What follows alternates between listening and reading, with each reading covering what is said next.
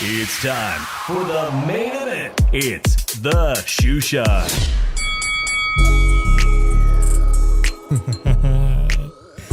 ¿Qué onda, vatos locos? It's your boy Dave in the 702 coming at you for another Monday night boxing recap known as the Shoe Shine. Joining me all the way from the city of brotherly love, Philly Eagles, Drew Evo. ¿Qué pasa, homie? What's cracking, Drew? What's up, Dave? Best record in the league. Niners lost 3 straight and everything. Here we go. Yeah, you had to bring it up. You know, my Monday was, I'm feeling a lot of melancholy, Drew. Today I woke up and after experiencing 90 degrees to 115 degrees for weeks on end, Drew, today I woke up and it was like 60 degrees all day. That's right. It was like that all day. And the sky was gloomy and I couldn't help but think about my San Francisco 49ers. And what happened? Is it 12 o'clock, Drew? Is the Cinderella story over for Brock Purdy? We're going to talk about that this Wednesday night as we approach the halfway mark of the season. If you guys haven't been catching our football show, make sure you tune in for Tailgate Talk with Drew, Evo, and I on Wednesday nights. For all those joining us, welcome to the Shoe Shine, our regular Monday night affair. Drew, this weekend, for real, was probably the absolute worst I've seen in the sport of boxing. Everything that is awful with the sport of boxing, and then everything that's great, that keeps us junkies, that keeps us essentially boxing nerds that gotta watch the shit every weekend, that gotta keep in tune with what's going on in the sport. Other people tune out. But this weekend was a weekend made for everybody that likes to see guys hit each other. All combat sports fans had something here because we had the UFC former heavyweight champion Ngannou. We had him out there and we had him basically shit on all of us boxing pundits. In fact, I thought, Drew, I said round 5. I don't know what round you said.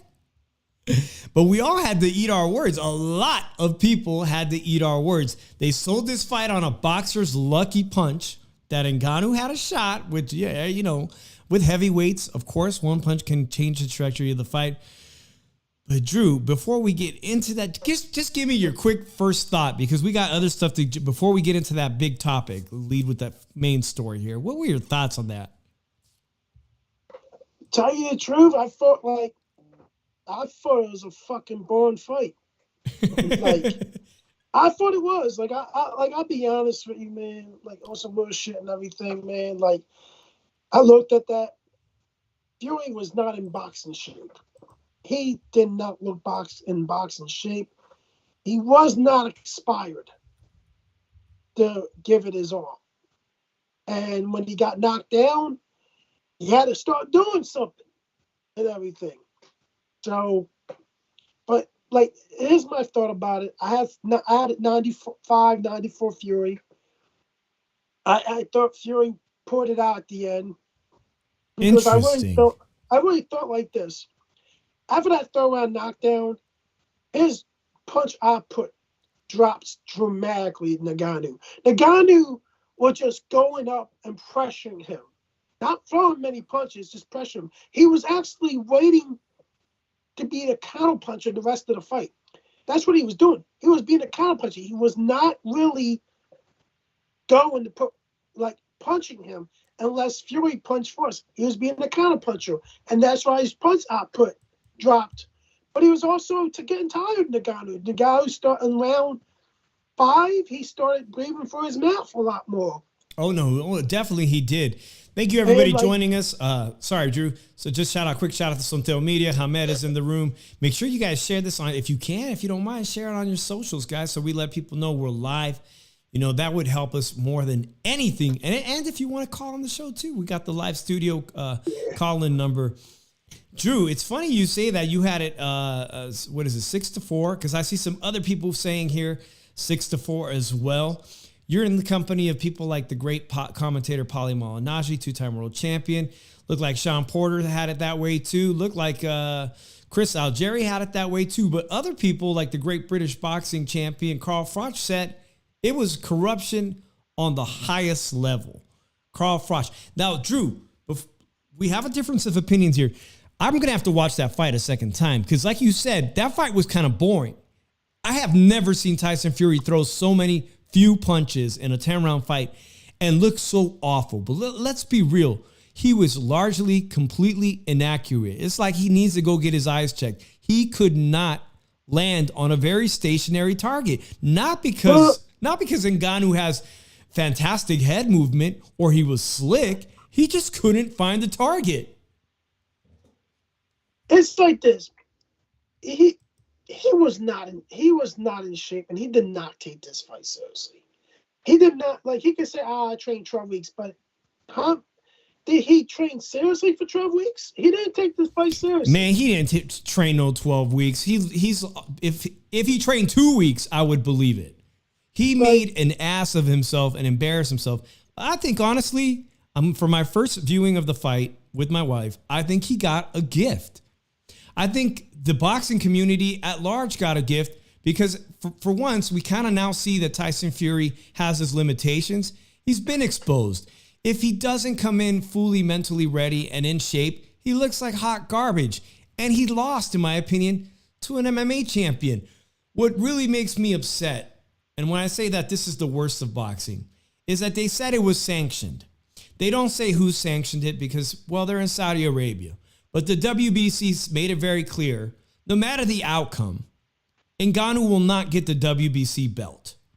That was the first sign of bullshit and corruption and basically unfairness, Drew. Why was he not eligible to win that belt? Because he almost did win this fight by stoppage. I'm going to tell you why he's not eligible. He's not ranked in the top 15. Here's the thing. Remember Danny Garcia? When he was when they were looking for an opponent and he fought Robert Suka, whoever his name is. No sanctioning body was sanctioned that fight because he is not ranked in the top 15. He wasn't even ranked in the top 20, Dave. That is why he is not eligible for defense for a title fight. And look at it like this. This is not a robbery. The guy who didn't even do much after that knockdown.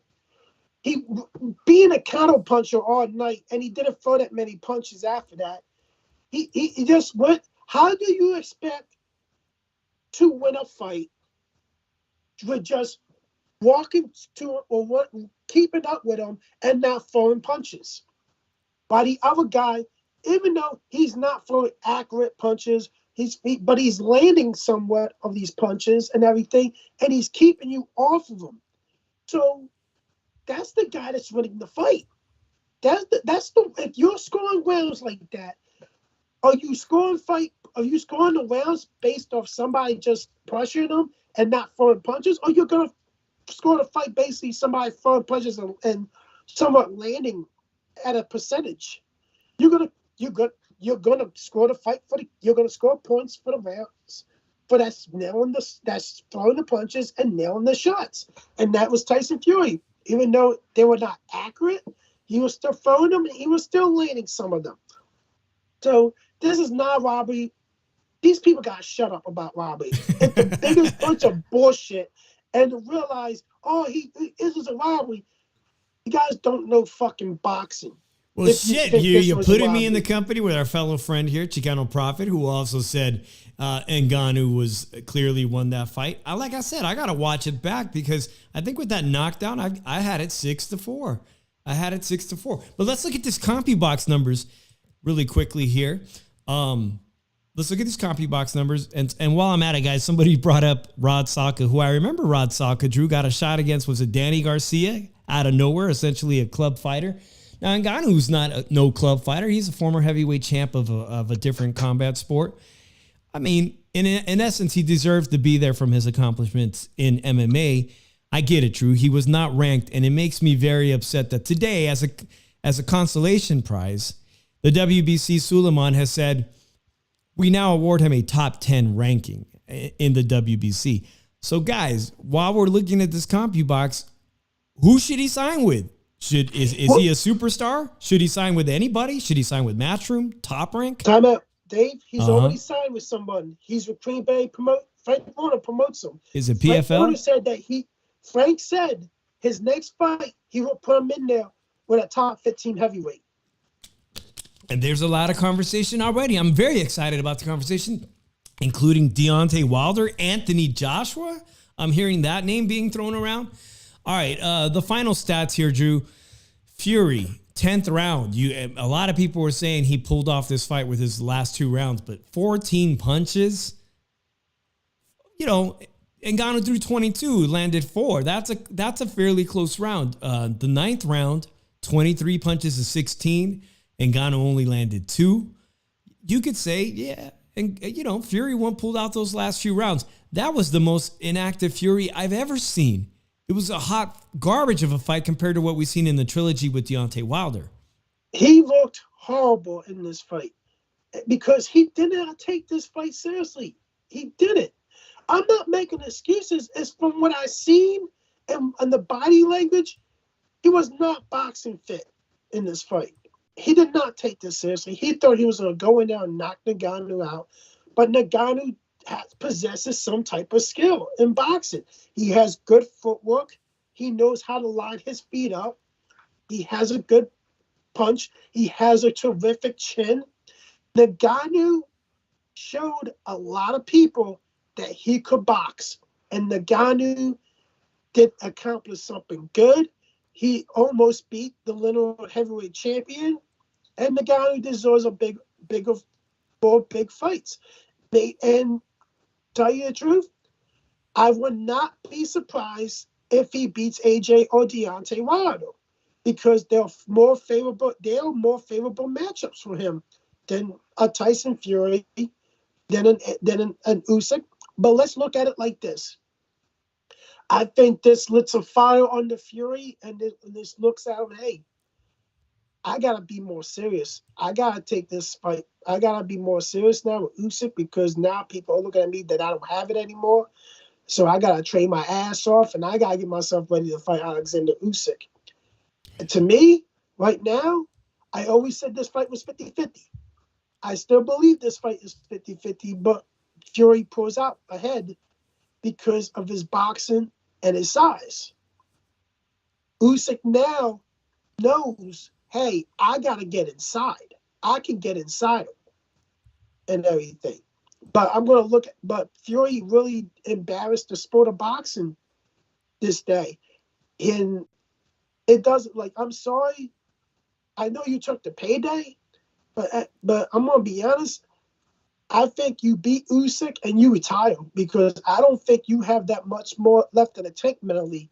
I think he's mentally starting to retire mentally, if that makes sense. Well, he alluded that he was retired right before starting to film that Netflix special. I know you guys have all seen it. Some of you guys have alluded to here in the chat. He was more focused on filming the Netflix special, his real life reality series show that, I'm still trying to finish all the episodes. But Drew, Usyk was in attendance as well as everyone from Kanye West to Eminem to celebrities galore, including some of the greatest heavyweight champions. And Usyk was sitting there. And every time they panned to Usyk, he looked flabbergasted. Like, this cannot be the guy I'm supposed to fight. I don't think there's any doubt in anyone's mind right now that follows the sport of boxing, that wasn't just a casual or a crossover fan from the MMA world, that does not think that Usyk would have spanked Tyson Fury this past Saturday? It would have been a done deal. Undisputed. This Fury, Usyk beats this Fury. This Fury, Usyk beats. But this takes me back to when I was on Maestro's show and everything, and he was saying this is going to be a real easy fight for Fury, and I told him it's not going to be an easy fight for Fury. It's going to be a difficult fight for Tyson Fury, but he does win the fight still. But I look at it like this: Usyk. Number one, Usyk is somewhat the same size as Otto Wallin, Ahmed, just to be honest. Who he had trouble with. You guys remember Otto Wallin right here. Remember that fight right here in Las Vegas during the pandemic? He had a little bit of trouble, but Wallin only won 3 rounds in that fight. But Wallin ripped up his face. Yeah, he did. But here's the thing. Other than that, he won 9 rounds in that fight, Fury. That was the only thing that was finding him was his face and everything. Other than that, Wallin didn't really do much after that. So Ryan says, I'm so sorry, Drew, but Ryan says it's hard to imagine that Fury is the greatest heavyweight of our generation. Now it's like this performance puts everything in question. Here's the thing. If he beats Usyk, the doubts are already done and over with. It would show that he did not take that fight seriously with Ngannou, that he was not in boxing shape, and he was committed to fighting at his best with Usyk and everything, because that's what he needs to do now. But Usyk is now at the thing saying, hey, it's in paper. You're fighting me December 23rd. You're not getting out of that date. You're fighting me in just over a month from now. Here's the thing. This is why they said December 23rd. They expected this fight not to go 10 rounds and not to be this difficult. Mm-hmm. They misjudged it and everything. Now they say, oh, Fury's gonna have to let's split this fight February and March. Yeah, they're talking about extending the date. I want to get to that, Drew. There was some signs of frustration, some things that, when we talk about fighting dirty, there's nothing dirtier than this. This obviously showed the sign of frustration Tyson Fury was having. This was a deliberate elbow that didn't even faze him. I mean, maybe it's because he has so much experience in MMA. He has a tremendous chin. He has a tremendous punch resistance, but that didn't even faze him. And I think that in itself, and his athleticism, his punch resistance, his ability to punch hard, according to the science, they've measured him as being the hardest heavyweight puncher in all combat sports. I think he's going to go quite far if you match him up correctly against the right guys. Like you said, I don't doubt that he probably could beat Wilder on any given night. Maybe take another fight to put some rounds in and get some used to the stamina, because obviously he doesn't know how to control his stamina over the 10 rounds. Tell you the truth, that's the thing that he's got to learn and everything. But here's the thing: he's 36 years old, but he's not going to have that much of a boxing career. Nah, he's got to go for the big money fights. Now he's got that top 10 ranking by the WBC. I can see things happening. But Francis Ngannou, we saw that trash fight. Some of us saw that trash fight between, was it Logan Paul and I already forgot the guy's name. The embarrassment to try to go on the floor and do a guillotine, do all these jiu-jitsu moves. That was a joke. But listen, Ngannou tried to throw this Superman punch here, trying to do his best impersonation of Teofimo Lopez in his recent performance. It didn't land, not that I remember, but it wasn't the cleanest of fight. It wasn't a shock. JD says that elbow was disgusting. Thanks for showing up here, JD. Appreciate somebody new in the chat. What happened to Tyson's crunk power? Thought dude was turning over his punches now. I don't know where his punch power went this Saturday night. Drew. I didn't think he was in shape, boxing shape for this fight, and I did not think he took it seriously. Tell you the truth, he did not look ready to engage. He did not look into the fight after a certain time. He just did not look like himself. And there was something wrong. Now, do we base this performance off of the Usyk fight? It's a totally different fighter right there. Totally different style. So for that guy, he's gonna get in shape. I mean, he looked classic Tyson Fury shape. But here's the thing, Dave. Weighed 277 at weigh-in. Let's say rehydration, he probably weighed in at maybe 295. Well, I was hearing he almost got up to 400 pounds while filming the Netflix special. I really think this. I don't think this weight suits him right. I think he has to weigh in the 260s and everything. Usyk. I think he's better at that weight than the mid 260s. You may be absolutely right about that, Drew. Okay, so let's talk about that December date. Okay, from what I understand, because he was knocked down, had this been here in the U.S., almost every athletic commission in the U.S. would instate a 90-day suspension. That came from today. I was listening to our boy Lukey Boxing, and he had Ramos, Jessica McCaskill's husband, who said that a 90-day suspension is in order anytime you've been knocked down, which is why they are skirting the issue of saying December now being the solid date, because he likely faces a 90-day sit-down period because of being knocked down. Now, they don't necessarily have to enforce it depending on it's going to be in Saudi Arabia, right? So they don't necessarily have to endorse it, but they might want to give Tyson Fury a little more time to actually get in fight shape, because if he really did train 12 weeks, I don't know what kind of training he was doing, really. I look at it like this.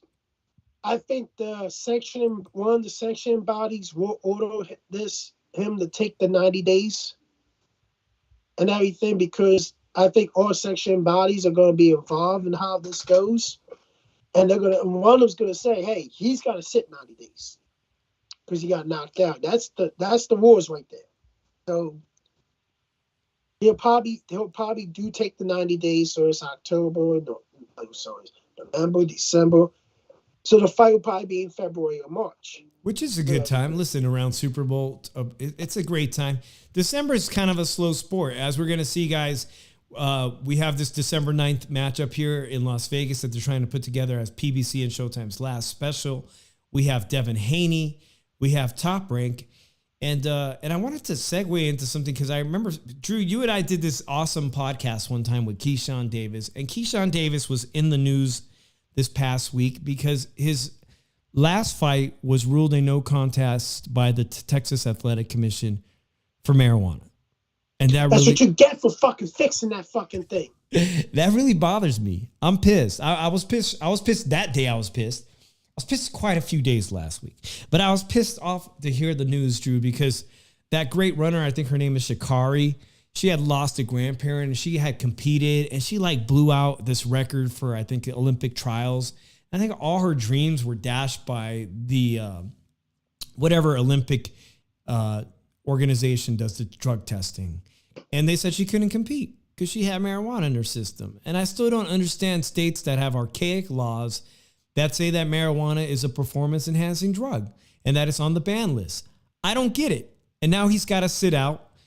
And it's just, they are trying to tarnish his image, in my opinion. I don't care about what fighters do for pain relief or whatever, anxiety issues. And it certainly marijuana should not be on the PED banned list in any state here in the U.S. But that's my opinion.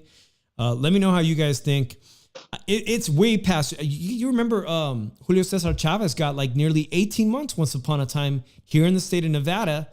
And now, Drew, if you come to Vegas, you can find a dispensary on like every other mile. You're going to find a weed dispensary on every other mile, to the point where we have our own hotel. They've got a hotel now that caters just to people that want to smoke weed. They got their own 420 friendly hotel resort. So I think we've come a long way, and just me. But Hamed says weed is not a PED. It's a banned substance to my knowledge. Yeah, and it's definitely against the law to possess it in the state of Texas, which is perhaps why they were a little bit harsh, in my opinion, on Homeboy. That being said, Drew, have we discussed everything that needs to be said about this Usyk fight? Usyk and Tyson Fury coming up.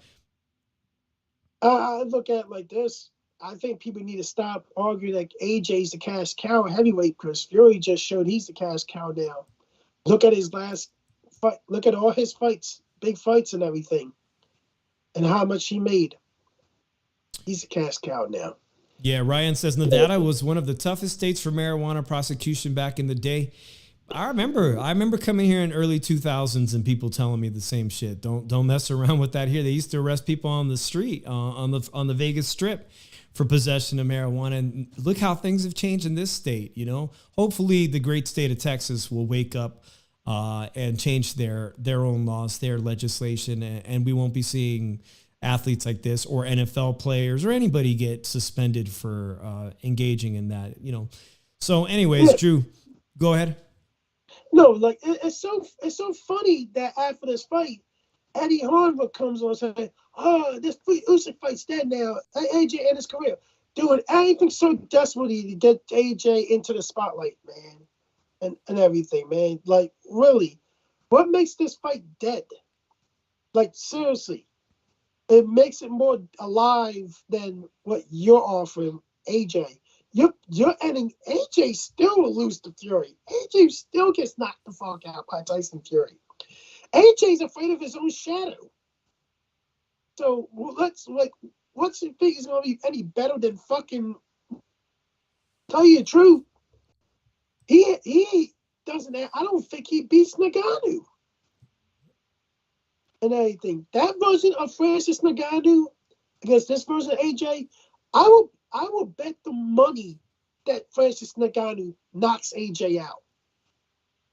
I'll probably wager that too, man. Actually, I think that's a great fight. And as I posted up earlier, I think Deontay Wilder is a great fight.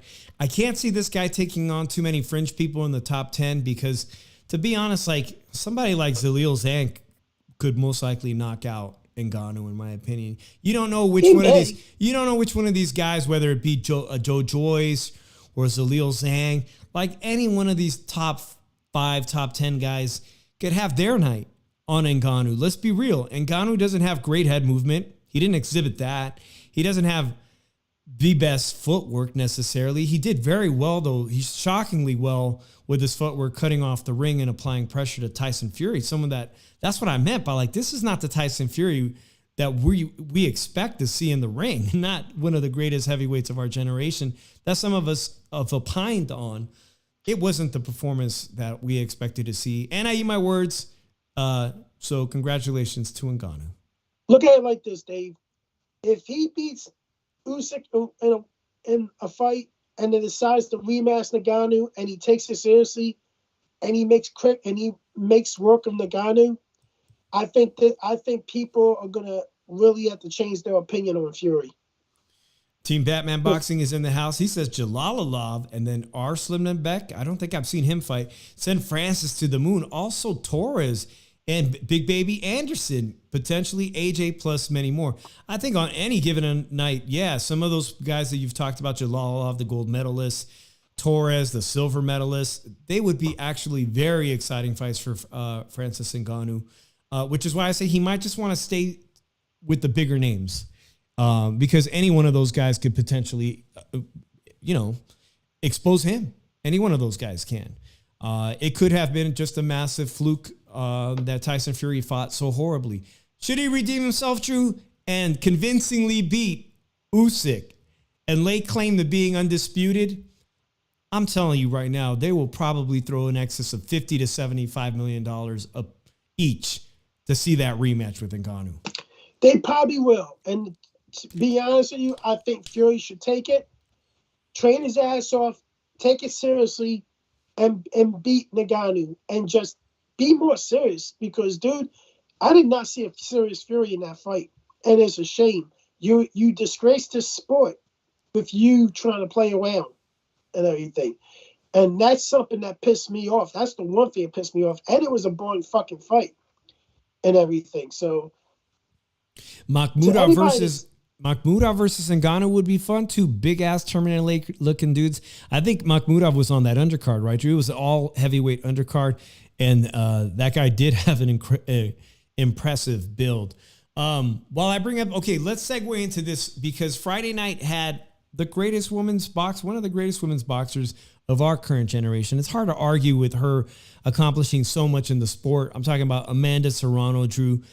But I was really disappointed, okay, because they build this fight. We talked about it briefly versus Ramos. I believe she's from Brazil, Brazilian contender. 12 rounds, 3 minutes, 36 minutes of women's fighting, Drew. And the entire purpose was to show, in my opinion, that women, elite women fighters can score knockdowns and stoppages if you give them ample time, if you give them fair play, if the playing field is level with men, that they can accomplish that. We didn't see that. We did see 1,103 punches being thrown by Amanda Serrano. That's impressive. That's nearly 80 to 90 punches. That's insanity, actually. That's incredible. But her opponent, Ramos, somehow survived the onslaught and threw 846 punches herself. My question is, did anybody that watch it find it entertaining? Were they able to cross over to other sports fans that maybe don't, even male boxing fans? Were they able to cross over and get the interest of people by fighting the extra 16 minutes? We've seen them fight 10 minutes, 10 rounds, 2 minutes, even the Katie Taylor fight, which was a tremendous fight, potential fight of the year, only 2 minutes. Did they do themselves a disservice? Should we keep up with this? Because we got a great women's boxing fight this Saturday. I'll be honest with you. I did not find that fight entertaining. And we got people here saying they didn't bother watching that Serrano fight on Friday night. I watched it, but I wasn't entertained by it. It didn't show nothing. Damn. Like Amanda Serrano just showed she can't knock down anybody that is somewhat on the elite level. Nando, never-ending pillow fight. 36 minutes. Chicano says, same here. Are we all being male chauvinists? I mean, I want to say that it was a great fight, but it wasn't. I was waiting for a stoppage. I don't think Ramos was on her level. And despite throwing everything but the kitchen sink, she could not stop her. So congratulations to Ramos for, surviving the 36 minutes and fighting back courageously. But that was kind of hard to watch, 36 minutes of that. I look at it like this. It wasn't even like boxing. It was like I don't know what the fuck that was. No, it feels like does it feel like amateur boxing? It doesn't even feel like amateur boxing to me. I'm sorry. That wasn't boxing. That was more like fucking, those fucking big fucking things that you blow up for the kids and everything. That's more like they're using that shit. I didn't find it entertaining at all. I'm like, I'm sorry. Maybe you should have had a 12-round, 3-minute fight with Katie Taylor, not this shit. Right. I just don't understand. And I would love this. Actually, I wouldn't mind seeing that rematch. Maybe 10 times. For some of you guys have suggested 10 rounds for 3 minutes, 30 minutes would be better. Maybe that's a half. They're still fighting the 3-minute rounds. Give them time to work as they claim. But listen, I just put up this picture, Drew. This is the best women's fight I have seen in all of 2023. Ali versus Guzman, and they're going to rematch it and run it back this weekend. You see Eddie Hearn. They're going to run it back on the Joe Cardina card this Saturday night or Saturday afternoon here on the West Coast. This girl, Guzman, her name is Julissa Guzman, was not supposed to hurt Ali, someone with her high amateur pedigree, Olympic pedigree, and yes, she stopped her. Shockingly stopped her. Beat the brakes off the girl. A lot like Fundora's sister, who we just saw win a title the other week, was able to do that in 2-minute rounds. So that just kind of blows out this whole argument that women need 3 minutes, 36 minutes to put a stoppage on their opponent, because Julissa Guzman from California, this Chicana was able to do it. 2-minute rounds. Was it a fluke? Was it, an off night for Ali? They're going to run it back. They're going to run it back. I'm excited to see this. I'm excited to see if it was a fluke or if Julissa Guzman can knock out this girl once again on Saturday. That's another thing. These girls still get knockouts. Yeah, you see them. There wasn't a 3-minute rounds for Fundora the other night on that Golden Boy card, and she still stopped her opponent. So maybe it's just listen, Amanda Serrano's bounced around a lot of weight classes. Now she's down to featherweight, and you would think that the power would be she'd have even more power when she just fought Katie Taylor at a much higher weight. I'm not convinced that the 3-minute rounds times 12 rounds is the answer for women's boxing. But I still enjoy a good women's fight when it's a great matchup. But maybe we don't need to see it. The verdict is out there. She's moving down in weight at her age. It's not going to help her with power. It's going to drain her. So you can't do that now at your age. You're in your almost mid-30s and you're doing that shit.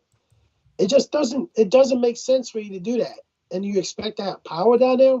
No. You're draining more energy in making the weight because you're aged and everything.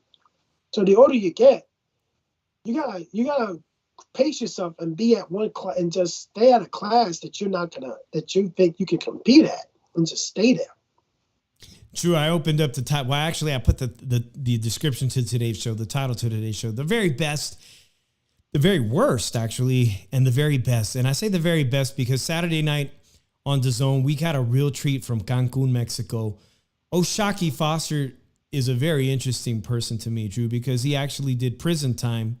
And much like the great Bernard Hopkins, who also, by the way, predicted a 5th-round knockout of Tyson Fury on Ngannou. Me and him both blew that call.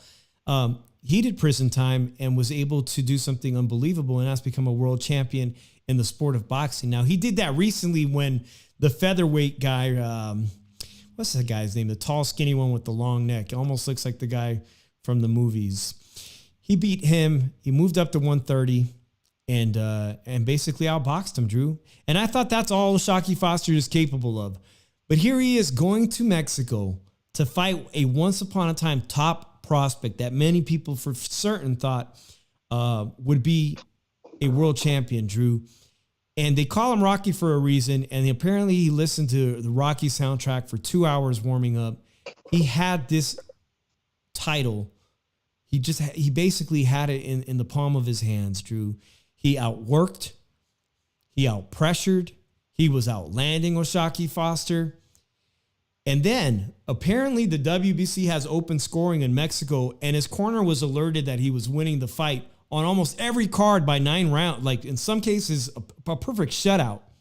They tell him to take round 9 off. He actually, in my opinion, kind of took 9 and a little bit of 10 off.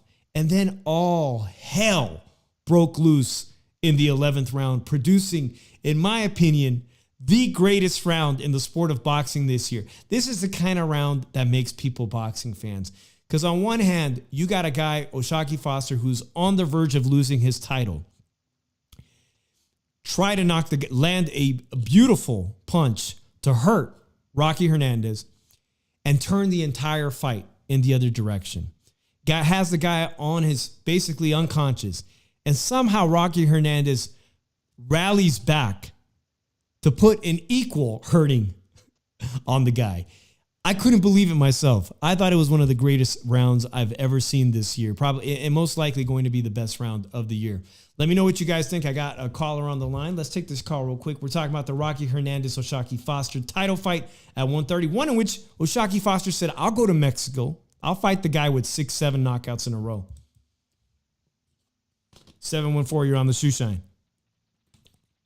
What's happening, Dave, from the 408, God. Mr. Boxing? Now, right. Yeah. I have a boxing question for you. You seem to know it all. Now, the biggest fight that was ever in heavyweight history happened on this date 49 years ago. All right. What was the fight? 49 years ago today. That's a great trivia question. Let's put it up for the chat, guys. Speech Impediment Man, my buddy, the comic. Speech, by the way, congratulations to your Vikings for beating my 49ers. But I Congratulations feel, on Kirk Cousins. yeah, Kirk Cousins, man. I'm sorry your season is over, right? What your colleague? Tell him he can't. He's not allowed to pop off till he pays me my $50 that he owes me. You hear that, Drew? All right, who's gonna Google it? 49 years ago today was a great heavyweight title fight. Here's the thing, Dave. Whoever his manager is, he needs to fire because they're not teaching him about the new age of technology. All right, we have an answer in the chat. All right, this great chat here, this boxing history filled genius. What here. is it? It is Muhammad Ali versus Norton. Are we correct? Yes, Ali beat Foreman and he regained the title. At that time, he was only the second guy to ever regain his title. Floyd Patterson was the first, I believe. Well, I appreciate that. Shout out to Speech Impediment Man for bringing the boxing trivia. Now, I just want to ask you, did you hear about, I know you like Tyson Fury because you always call me when Tyson Fury was going to fight. You like watching him fight Deontay Wilder. But did you see this guy where he fought the UFC guy? Gypsy. No, I didn't. It's football season. I've been more busy with my football, my comedy career. I haven't really kept up with boxing. You're more of the boxing fanatic. But is Tyson Fury going to fight anymore? Well, yeah, he is. He's going to fight Usyk for the undisputed championship. But you got to go and watch the highlights. I'm going to send you the highlights because he got knocked down by the MMA fighter. He got knocked down. He got hurt pretty seriously. And many of us are arguing today that he lost that fight and was given the gift decision. Now, Dave, let me ask you this. I saw a tape of one of his fight, and he's kind of a dirty fighter. He hit this black guy with his elbow. Oh, that you saw the picture, so I guess you saw a little bit of something. You're absolutely right. Well, listen, Speech, it's great talking to you. I want you to call back this Wednesday on my football show if you're not doing comedy, because I got a big wager to make with that fool Johnny Savage, and I'd like you to be on the air for that because there's no way that I'm going to let my Niners lose to the freaking Jaguars. The Jaguars are tough this year. Johnny's awful happy. Well, look who's in my chat. I'll take your Niners in that game. All right, well, you definitely call this. I got another caller on the line. You definitely make sure you call Wednesday. And by the way, Walk with Rhonda's in here, and she says, hello, Speech. Yeah, where I'll be in Vegas when the Vikings play the Raiders December 10th.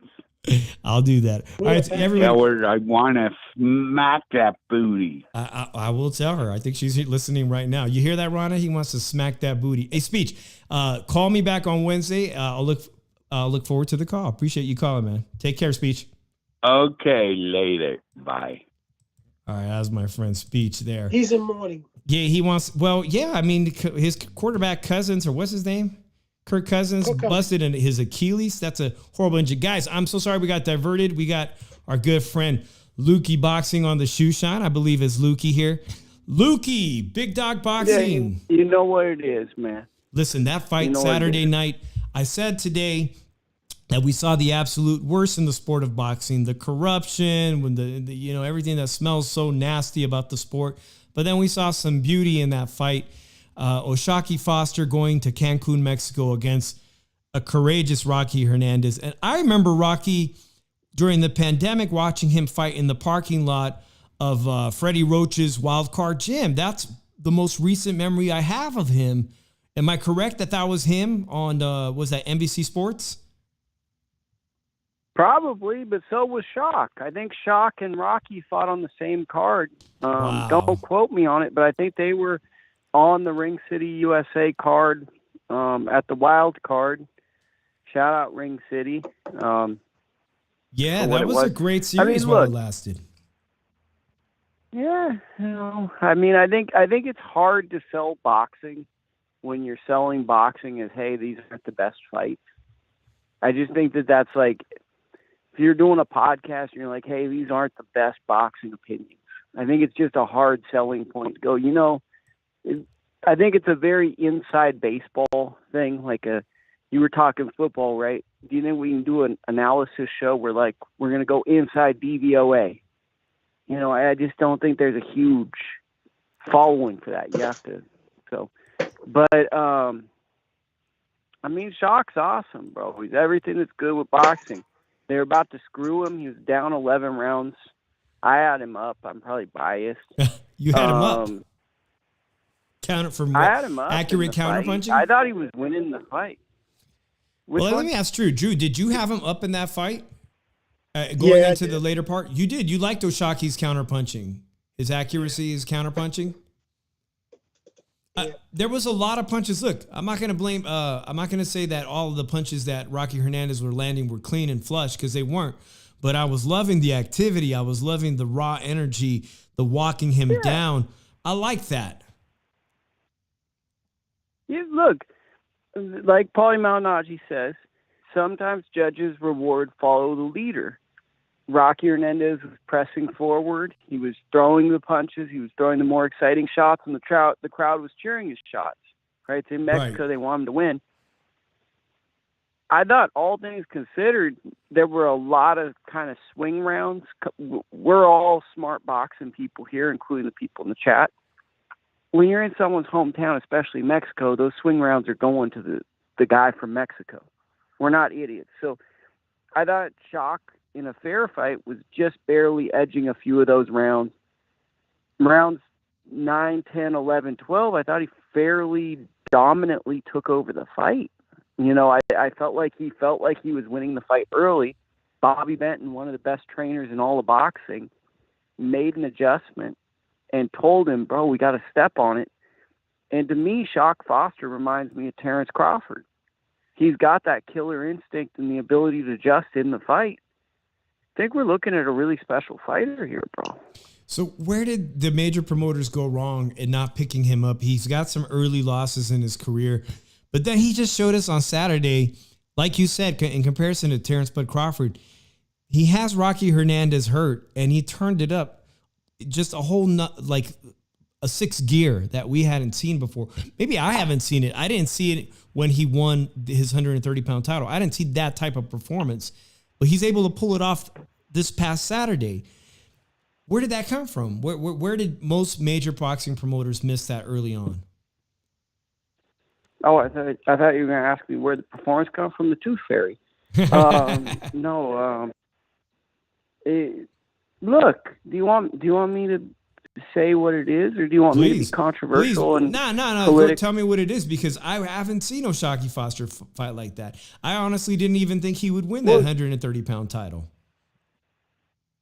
Well, yeah, and I mean, look, first off, he's taken real fights, which anyone that, no matter how you feel about Fury and Ngannou, and I was listening to the show, I didn't watch it. I went to watch Caleb Williams of UFC play Cal.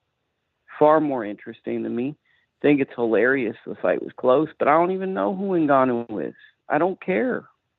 I've never really watched him. I've seen a highlight clip.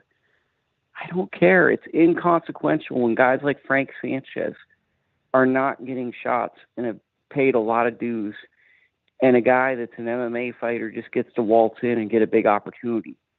It's a great, and then I want to say this on your guys' show, because I just thought of this.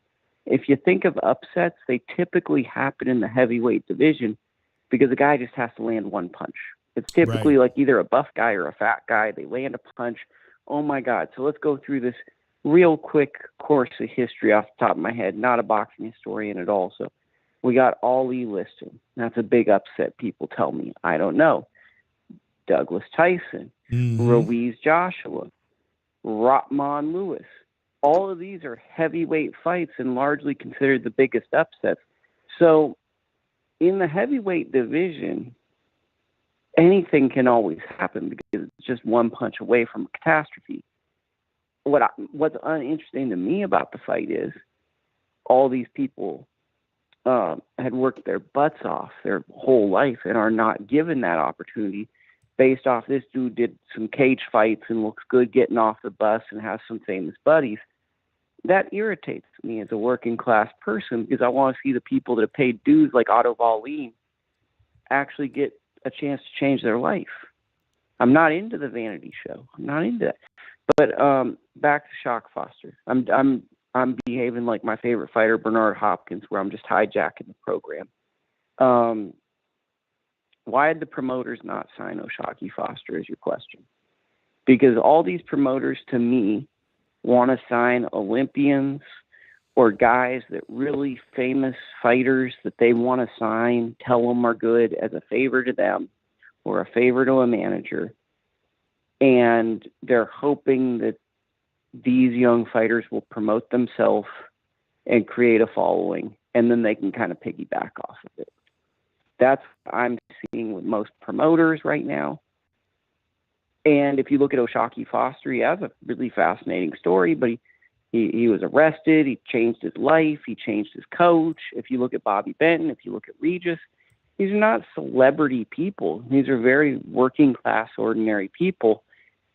And I'm going to say it here on the Shoe Shine Boxing podcast. Boxing is becoming a sport where the working class man is seemingly not getting opportunities with boxing promoters. I'll say that again.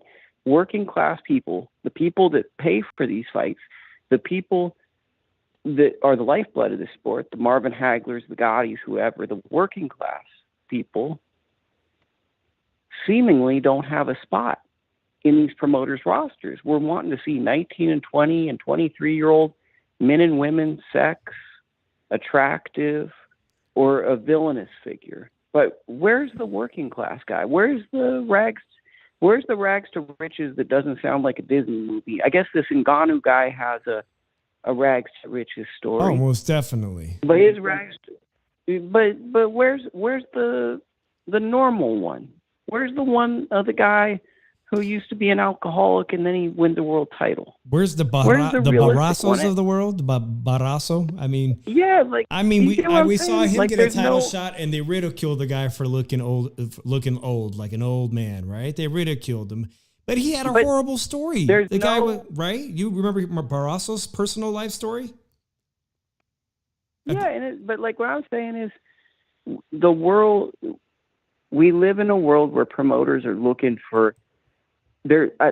So I think just talking to myself right now is embarrassing. I'm not allowing any dialogue. I mean, if you look at Ryan Garcia, you look at the sons of Fernando Vargas that also look like equal parts talent and good looks. These are the kind of guys or Olympians. Those are the kind of guys getting the contracts from Top Rank. And let's take it a step further. Do we know what boxing looks like for us in the next 3 years? Do we know the way this stuff plays out? Do we know how we watch fights? So I think the fact that everything might be going to streaming and everything's on the internet, we're in a place of flux where I feel like for the last 7 years, we've been waiting for the next Floyd Mayweather or waiting for the next person to take over the sport. And I think everyone's hoping it's Tank. But, like, he hasn't won the fight yet to really put his name on the map. The Ryan Garcia is a great win, but we really need that 50-50 fight from Tank for him to be labeled that guy. We're looking for the guy to take Canelo's spot in this sport. And we don't even know if that guy exists on terrestrial television, a streaming platform. And I think that carries over into or social media. Into what fighters you're going to sign. So it's like when you're looking at like, okay, in 2 years, we might be moving to a streaming platform. Who buys streaming platforms? What are the demographics that 18 to 35-year-olds? Okay, does a 32-year-old resonate with that audience as much as a vibrant, young, up-and-coming 19-year-old? I think these are the factors from a And this is why corporation. they've got Misfits Boxing on the Zone, because they're trying to appeal to that exact demographic. They don't have to be world-class boxers. They have to be able to put on a good performance in the ring, and some of them have. But like you said, there's ageism in boxing. You're right. I don't think many of these Gen Zers are interested in watching Fury and Ngannou. I doubt that's who really purchased this fight. It was probably a bunch of middle-aged MMA fans and middle-aged hardcore boxing fans that actually ponied up to buy this pay-per-view. I want to get back to that O'Shaquie Foster win because Joe Cordina is fighting, and he's a very exciting fighter. He does not have that many a very large record to speak of or resume, but he's exciting, and he's taking his turn this weekend on Eddie Hearn's show. Do you see this likelihood? Monte Carlo, too. Monte Carlo, exactly. Do you see a likelihood that O'Shaquie Foster could be in a unification with Joe Cordina? And does Joe Cordina have an easy night ahead of him this weekend? Because I don't know much about his opponent. Is it Vasquez? Joe does not have an easy. He does not have an easy night. This is a really hard fight. It's a trap fight because Kid Vasquez almost beat Ray Ford, and I think Ray Ford is probably better than Joe Cordina. That's a hot take. Wow. Kid Vasquez is going to throw probably about 1,000 punches over the course of the fight. Joe's going to have to rely on power and skill. I assume that if you're able to get by Rachmaninoff, you should be able to get by Kid Vasquez, but Vasquez has that Texas cookie cutter high volume style, and it's like the style he has is a style that's traditionally troubled British fighters. Mm-hmm. I'd like to believe Cordina's a little bit better than your average British fighter. I think he's got the chance to be like Quigg or whatever, but it's a tough fight. As for Foster, he has a very unappealing mandatory that's going to come up. I believe Dan the Box Man on Twitter told me that he's going to be... So on the David Benavidez, Demetrius Andrade undercard, which is not announced, which is great because what are we? We're almost November 1st. Tomorrow's October 31st. I'll be Halloween. at that fight in person on November 25th, actually. So I'm looking forward to who will be on the undercard. Okay, maybe I'll be there. You never know. I might be there. So, well, I think speaking of fights that you should be somewhere, Lukey Boxing, Drew and I had the pleasure of getting to know Adam Blue Nose Lopez, and I just found out from him on Twitter today that he's going to be at the Cow Palace at our old stomping grounds, San Francisco, California, November 4th, Lopez versus Giovanni Gonzalez. Is this a fight you might be attending? Oh, wait, 1 second. I just wanted to let you know. So Shock has a mandatory. There's going to be a WBC super featherweight eliminator on the Benavidez Andrade card. And then that winner, Shock's going to have to fight in early 2024. And then after that, he can seek unifications. So Shock is going to be tied up with a mandatory before he can unify with other world champions. But like you said, now I'm interested in this Joe Cordina fight this Saturday on DAZN, probably midday for us here on the West Coast, because you said Vasquez almost beat Ford, and now I got to go watch that fight because I may not remember watching it that he gave Ford, and I think Ford is extremely talented. He beat a good fighter, Misael Lopez. He beat a guy on a PBC card named Victor, I can't pronounce his last name, who was Ukrainian. He's taken B-side fights. He's a real fighter. He throws a lot. He's the guys that typically traditionally trouble technical, great standout amateurs are reckless volume pressure fighters, and that's exactly what Vasquez is. Well, he sounds a lot like again, Rocky Hernandez that we saw, in my opinion, below his one-time opportunity. I want to ask Drew. Nah, he'll get another chance. Yeah. I hope so. Drew, I want to ask you, you saw this fight between Rocky Hernandez. He told his corner in round 12, hell no. They told him, get on your bike, just clinch if you need to, box, be smart. And he said, hell no, he tried to hurt me. I'm in front of my people. I'm going out guns blazing. Is he going to forever look back at this as the biggest mistake in his life? Probably. Because, Lukey, I heard that he was in the hospital and they tried to show him clips of the fight and he didn't even want anything to do with watching clips of the fight. Can I play devil's advocate here? Absolutely. Like, Rocky Hernandez is a guy that lives by the gun and dies by the gun. He's a guy that's gotten to this point by hitting hard. I get that they were saying box, but I think the temperament of a puncher, it's very hard for a puncher to be like, okay, now let me switch gears and just kind of avoid someone. Like, I get it because he was very close to a world title, but at the same time, I think that also skips the fact that Shock really hurt him in the 11th round. But really from the 9th and 10th round, he was setting up big concussive blows, rocked him. Hernandez caught him with a punch, but then Shock switched the round over and then continued to beat on him. Hernandez, like, yeah, it's like when guys are really hurt through my very limited experience of boxing and in gyms or whatever, so people can totally judge me for this. Once a guy gets a concussion or gets rocked, they're going to just go back to how they fight. You're going to go back to instinct. Stuff, but like, you're going to go back to instinct. Yeah. Absolutely. You get it. Drew, how do you like this fight? Joe Cordina versus, is it Vasquez this Saturday? Do you see Joe Cordina keeping his streak alive and retaining his title? Yeah, I can see it happening. All right. Well, I have no clue. I'm going to go watch this tape, so I won't make my pick this Monday night. But I'm excited to see that. I'm excited to see the Guzman Ali Part 2. Lukey, did you see that first fight? Because this girl Guzman was not given a chance to beat Ali. Come on, man. This is the Lukey man. This is the Lukey man. I see everything, bro. I watch club shows, for crying out loud, like I have a life. So... yeah, I saw it. I'm interested. I'll be watching that one. Do you know anything about this Adam Blue Nose Lopez fight this Saturday in the Cow Palace? Yeah. I won't be there, sadly. I'm going to be in the Top Rank show at Lake Tahoe because what promoters love to do when there's Northern California fights is they love to double book shows. I'm going to be at the Top Rank show in Lake Tahoe. Charlie Sheehy's competing on that card. You know, Tim Bradley's involved with ProBox TV, ESPN. Tim Bradley's involved with that, so I always like to go up and support Tim.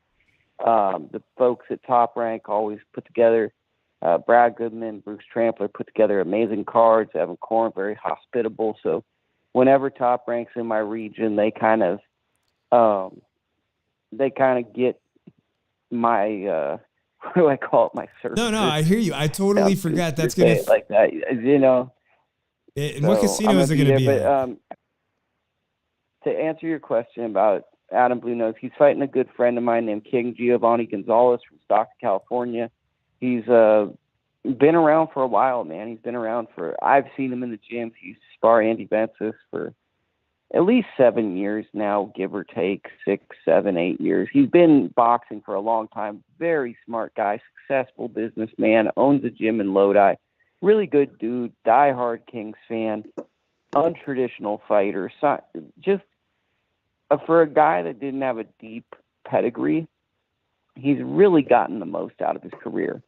So at 4-0, he was signed to, I want to say, Elvis Grant. Elvis Grant was his manager at the time. He fought a guy, got knocked out on a Leo Santa Cruz MT Promotions card. He was being moved fast. Then he started taking some weird B-side fights, got kind of a weird record. Would fight on this local promoter, Toscano Boxing Promotions. He kind of had the career where he beat guys that you wouldn't think he'd beat, and then he'd fight a guy with a 50-50 record and lose to that guy. So his career has been up and down, very unpredictable. Solid, tough fighter, known gym fighter, known good fighter, been around for a while. And Adam, you know, once again, he's a guy that if you go to LA, the boxing gyms, everyone respects Adam Lopez. It's just, and I'd say this to Adam, so if Adam's listening, and how you doing, Adam? we just want to see the Adam that fights in the gym fight on fight night. Most definitely. Because what I've been seeing with Adam is he's not bringing the same Adam that everyone sees in the gym to fight night. I'm not sure what that is. And for Giovanni, he's coming in with nothing to lose. He's actually going to have the home crowd. He's going to have more fans more than likely there. And Adam's got a lot of questions to answer on this given Absolutely, night. a crossroads I think fight. a lot of people are wondering, is he a shot fighter? We ain't saying that, but is he diminished? And I think that it's up to Adam to not underestimate Gio, because Gio's got power. He's done bare knuckle. He's just like, Gio is one of these guys, a veteran tough guy, a formidable, respectable professional boxer, the kind that most media outlets laugh at. But man, the sport needs more people that just say yes. Tough, made good money. Does that sum it up? It does wonderfully. I just threw up you guys. Guys, if you guys want to check out more of Lukey Boxing, he's on here on YouTube. I want to get the name of your channel right on YouTube, but also you have a great book that's available on Amazon. It's gift season is coming up. It doesn't matter about that. I'm going to be in Vegas on Wednesday. I'm going to be at the U2 show. So anybody pull up on me. You're coming this Wednesday? Show. This Wednesday? I'm going to be in Vegas this Wednesday. Yeah, and you're coming home the next day, or you're just only Wednesday? I'm going to be there Wednesday, and then I'm going to be there Thursday. I'm going to check in on a young man named Quentin Randall. Very good. Big fan of Quentin Randall, so I'm going to be in there. And then I'm going to check out a steakhouse called the Golden Steer. Oh, you can't go wrong so there. I've heard Golden. What do I get there? Should I get the lobster tail, or do I just get the filet mignon? I would just go for the filet mignon, So I was thinking, and then the salad. Make sure they make I was your thinking about salad. getting the filet mignon. Oh, the Caesar salad at the table. And That's then the off dessert, rip, yeah. either the creme brulee or something at the table. Drew's shaking it. Drew, you need to come to Vegas. I'll take you to the steakhouse. I'm You're not taking getting the on Golden fucking Steer? plane. Yeah, it's all good. Golden Steer sounds perfect. Lukey, I'm happy to have a tooth pull out on Thursdays. So Thursday, but if I could see you on Wednesday somehow, I'll make it happen. We'll see about that, man. I appreciate you calling the show. A tooth pulled out. Yeah. We'll see. Talk to you later. I appreciate you, Lukey. Everyone check out Lukey and his book and on YouTube as well. Drew, I feel bad for this guy, Rocky Hernandez. We started off this fight, guys. He had this world title. It was the moment he's been waiting for his entire life. He was actually knocked out or stopped by a Venezuelan fighter back in the day, Drew, and that was his only loss, about 6 or 7 fights. He had it in the bag, and he just came out like the movie Rocky, like he's hurt in the 11th. He's really, really hurt. He's concussed. His corner's like, you've won the fight. Don't do anything stupid. And he does exactly that. He just fights, like we talked about, with instinct. He's like, nah, I'm going to keep swinging. I'm going to keep engaging. And sadly, it was his one chance at being a world champion at 130 pounds. He could be in talks in the future to fight this Cordina that we're going to see Saturday night. I was getting ready to end the show. There's an anonymous caller. Either they're going to be a good caller or they're going to be a troll. I don't know, because people don't generally call anonymous. But if they're still on, you want to take the call, Drew? Yeah, take the call, because I got someone told me they would call anyway. All right, anonymous, you're on the Shoe Shine. Yeah, hello, guys. How's it going? It's me, Hamid, calling it again. Oh, Hamed, all the way from the UK. I appreciate you calling. I don't know what time it is, but thank you, my friend. What is on your mind? I thought it was a great weekend for boxing. It was also a miserable weekend, but what's on your mind? Yeah, not too bad. I just wanted to call in about the Fury, Ngannou fight, because I thought that wasn't a bad fight. I was a bit surprised you guys thought it was boring, but because I thought Fury was literally in one of his toughest fights. I don't know if he did that on purpose or if that was fixed, because some people are saying it's fixed. I don't necessarily agree with that, but I thought until round 9 and 10, he was literally losing the fight. So I did think he didn't really take Ngannou seriously, and that was one of his worst performances. But I think maybe this is a wake up call he needed, and this could maybe come at the right time. I just find it a bit like surprising how it's taken a guy who's making his debut, who's never boxed before, to literally do some of the stuff that has never been done before. Maybe it's because I don't think he's fought anyone that physical or strong before, because Ngannou is like a legit 270, I think, pounds of muscle. He's got no body fat.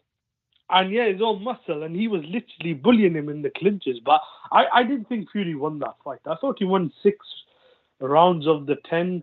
I thought you could even argue maybe 7. But I think that's slightly wide, because there was one round I did think you could have went either way, but I thought Ngannou did the better work, so I gave it to him. But if you thought Ngannou won that, I'm not going to say that's the worst scorecard, because I think you could argue Ngannou won 5 rounds. I just think if Fury is to fight Usyk, he's gonna have to box 100 times better. But I kind of see what Drew is saying, like, because I don't think this is the Fury that will turn up against Usyk. If he does, I think Usyk not only could beat him, but could probably even stop him. So it'll be interesting to see, but I doubt that fight happens in December.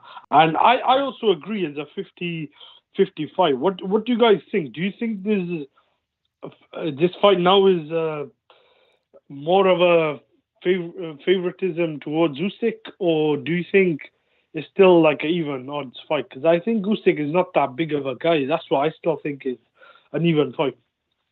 Drew? Here's the thing. I always thought it was a 50-50 fight, and I still think it's a 50-50 fight. And if you look at it, Usyk, he's not that the big normal heavyweight, but Usyk does possess punches that can hurt you and everything. Yeah. Because Usyk has the ability to hide his punches when he's jabbing, to make it that you don't see it coming, and it can cause damage. So, and Tyson Fury was hurt by a cruiserweight in the past, wasn't he? Steve Cunningham. Right. So I'm looking at. I know Otto Wallin as well. A smaller one. Yeah, but I look at it like this. I think Usyk is a better boxer than both those guys. I think Usyk, as when it comes to punch selection, is a lot better than them. And I think he'll hide a lot more punches so he won't see them coming. But like I said, Fury pulls away. And I really think that his size and his boxing IQ and his boxing is going to keep Usyk at a bay for the rest of the fight, that he wins out an 8-4 decision or a 7-5 decision. But the people thinking this was one-sided before, I don't understand how you can say this was one-sided and everything based off your assumption of the Daniel Dubois fight. Well, to me, it was clearly a low blow and everything, and he got it back up and he stopped Dubois. Actually, he made the guy quit and everything. So this is a guy that deserves his flowers too. He practically has 2 dominant wins over AJ, because I scored it 9-3 on both fights for Usyk, and it's exposed AJ the rest of the way. And this guy and Usyk is going to cause Fury problems, and unless Fury adjusts, uses his height, uses his boxing IQ and his boxing to counter Usyk's boxing IQ, footwork, and punch selection, this is a fight that will favor Usyk. But right now, I think that the fight slightly does favor Fury still because of his size and his boxing. But it's a 50-50 fight still. If you look at it, I don't understand why people thought before this Ngannou fight that this was not a 50-50 fight. This was a one-sided fight. Nobody thought the Ngannou fight was going to be 50-50 with Tyson Fury. So we do need to wrap up the show. I'm going to ask Hamed a question. Hamed, I think you saw plenty of sparring or open workout videos that Tyson not Tyson, Ngannou filmed with Mike Tyson. And some of those videos that were released, including his open workout, to me, I now, in retrospect, think that he may have been trolling the general community because he looked piss poor. He looked slow as molasses. He looked mechanical. He didn't look fluid.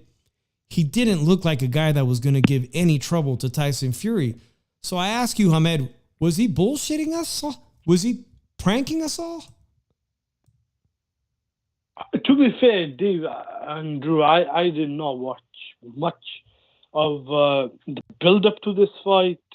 I don't even think I watched the press conference, even the weigh-in. I only tuned in on the day of the fight, and I saw, I think, clips of him on the pads once with Tyson.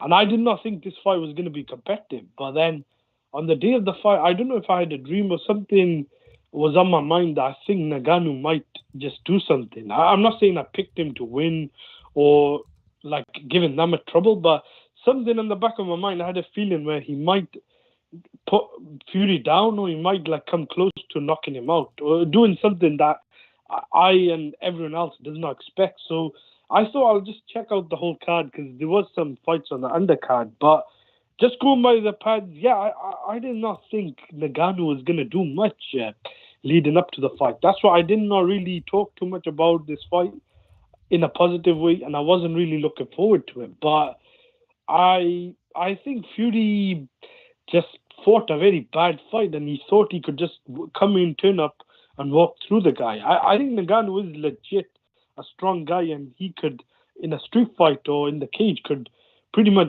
beat Fury up and everyone else in the heavyweight division. But even with his limited boxing skills, I think he could maybe hang with some of these guys. So I would like to see more of Ngannou. I would like to obviously see Fury fight Usyk next, if it's not in December next year, to see where this fight really was in the back of Fury's mind. Because like Drew saying, I still think Fury is still a slight favorite against Usyk, because maybe Usyk is good enough to beat him, but Usyk's best chance is to win on points, and I just don't think he's big enough, or the guy with the power, or he's got the power to hurt him. Like if he had power of Holyfield, Amanda Holyfield, or David Haye, or even if he was as big as Otto Wallin, I'm not talking about just height and size, because he's a natural cruiserweight, then maybe I would have confidently picked him. But because the styles make fights, and Fury will probably be able to lean and hold and maul Usyk on the inside, because he's not Ngannou, then I could see how Fury will win that fight. But I did not think Ngannou looked great on the pads. I thought that this fight, when it was first made, maybe were more one-sided than the Mayweather-McGregor fight. But then there was a couple of people saying, that I heard on a couple of videos, I think it was True Jordy, saying Ngannou has got to punch his chance because he's the bigger guy and he's a stronger heavyweight. Then like in McGregor with Mayweather was just like they were two smaller guys. So that did take me by surprise. But if Fury could fight Usyk and then that fight could get out the way, I wouldn't mind seeing a rematch down the line, because I do want to see more of Ngannou, because it looks like he's not going back to the UFC. So to just wrap it up, I think it'll be interesting to see how Ngannou does in the future, because if he could get a rematch or fight AJ Wilder or some of these other guys, or even Daniel Dubois, then if he could beat some of these guys and compete with them, then that'll show maybe Ngannou is a bit better than we thought. But exactly. I don't think that was obviously that wasn't a good performance, because it was his debut and Fury should be doing better. But to one last thing I will say, with Drew's point, I don't think Usyk looked that great in the Dubois fight until the last couple of rounds when he stopped him. Even though I thought Dubois may have won 1 or 2 rounds before, I think Usyk's body language, and he was getting hit too much. Maybe it's because of inactivity. But the bottom line is Drew's right. In the end, Dubois did quit and he got dropped, and Usyk won that fight in the end decisively. With Fury, this was a split decision. So we'll see what happens next, but that was not a good look. Not at Fury all. will have to obviously improve from that. And I appreciate Hamed calling us all the way from the UK. Thank you so much for your call. We appreciate you, Hamed. And we'll see you. We'll listen. We'll see you in the chat. Thank you, Hamed. All right. Speak to you guys soon. All right, everybody. That was Hamed calling all the way from the UK. I love that. I love that be able to reach out and have friends all the way across the pond, as we say, to engage in the great conversation about the sport of boxing. Guys, I totally forgot about this fight. Is Drew here? Let me. Drew's not here. Efe Ajagba fights this Saturday on Top Rank on ESPN. And he's a pretty impressive African fighter, one that also a lot of people touted as a top prospect, potential heavyweight champion even. I mean, he went from PBC, now he's at Top Rank. And I forgot that they were fighting in South Lake Tahoe. They're going to be fighting, which I haven't seen a fight in South Lake Tahoe. I've been to fights in Reno. Lukey's going up there, and I got to admit, I'm kind of jealous. My wife and I miss driving to Lake Tahoe, the beautiful lake this time of year in the fall, the 4 seasons. Damn, I'm kind of jealous. I need to get out of Vegas. That's a long drive. One that if I had known, I think this was actually going to be the Cuban fighter. Drew, you back? Yeah, I'm back. Yes, actually this Saturday, he said Charlie Cheeky from the Bay Area will be on that card that Lukey's going to Top Rank. We got Top Rank on Saturday night. We have the DAZN midday card, which could be potentially some great fights on that DAZN card.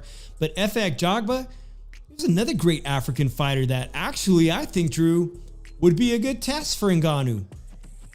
If Bob wants to give him a shot against some of these contenders that he has, Jalavov, gold medalist, or even Richard Torres, a silver medalist. He has Ajagba. He has Baby Anderson. I mean, Ngannou could keep plenty busy learning the sport of boxing on the job against these type of contenders, if he's so inclined to take these hard challenges. We'll see how Ajagba looks. He's kind of had some rough moments in his career, but he's headlining this card. I'll be looking forward to that. So that being said, Drew, it was a long show. Appreciate you hanging out with me.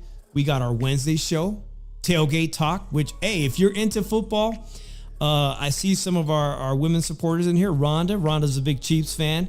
A hard loss for the Chiefs, but equally hard loss for the Niners. I saw SB. Appreciate you in here too. We also talk football on Wednesday, so please come on by. Check it out. Drew, let me give you the floor. Your final thoughts on this epic weekend of boxing. Thank God it's over. The shoe shine? Or no, the thank God. Thank God the weekends. Thank God it's over the weekend. Well, was it so bad for you? The Eagles are sitting pretty high up there as we go into nearly the halfway marker of the football season. I saw Sin City Syndicate in here. I'm still waiting for the advice. I saw the advertisement for the Westgate. They have this $500 buy-in contest that's supposed to be the best halfway contest for NFL here at any sportsbook in Las Vegas. Of course, the Westgate is a historic sportsbook. I'm looking forward to putting that $500 down and see how we do and actually use it on the show, on a Wednesday night show, and see how I do. Okay. $500. Am I ready to lay that down? I better have some good picks. Dave, you better have some good picks, Dave. Nando says Purdy's glass slipper is cracking. Bring back Trey. How did not the Niners do? How did the Raiders do? Nobody filled me in if Jimmy G pulled it off. They were pretty close. I'm gonna be honest with you, Dave. Yeah. If I see you next week and I see you with a big pair of glasses on, it means your wife punching your fucking eye for betting that $500. All right, guys. I'm Dave in the 7-2. Philly Irish Drew Evo is the shoe shine. It's been great. Appreciate you guys. Make sure you guys share this with somebody that might like the sport of boxing. As I'm trying to grow our channel, it's been slow. It definitely could use the help, especially on the watch hours. And I'll tell you what you guys could do to really help Drew and I. We're very close to being finally monetized and legit on YouTube. You used to have 1,000 subs. They've lowered that. It's just our watch hours. If you want to help me out, just stream this on some device and don't even listen to me. Just hit play and stream it for an hour. That's how you'll really help out the shoe shine. Drew, he's shaking his head. That's all we need. Don't you want them to watch it? I thought that was the point. Well, you could. There's 100 episodes almost. Y'all can go back and watch some old episodes. Just hit play and put me on mute. Hit play, put me on mute, and we'll get them watch hours up. You better have some people that been on the show make asses out of themselves. Oh, You SB, never SB know. says sad game. The Raiders lost. Yeah, I saw that it was very competitive. Of course, we hopped on They here, always and choke. I'm hoping Yes, sir. Jimmy G can turn the season around. I said that I had high hopes for them turning Yeah, the what's season for around. thinking, Dave? Exactly. All right, guys, it's been real. We'll see you guys Wednesday night at 7:30 on Tailgate Talk. Until then, everybody have a great, blessed week. Peace out, everybody. Peace.